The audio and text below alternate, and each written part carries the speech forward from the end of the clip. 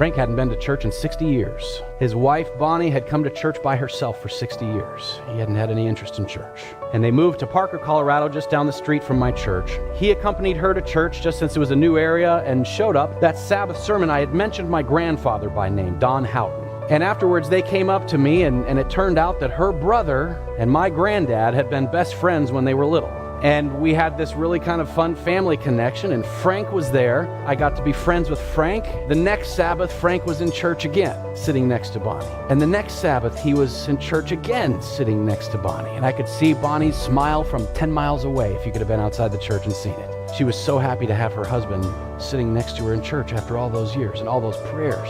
Frank ended up giving his heart to the Lord and becoming part of the Seventh-day Adventist Church. And Frank now is resting in the grave, waiting till Jesus calls his name. And it's because of the birth of a little baby many years ago.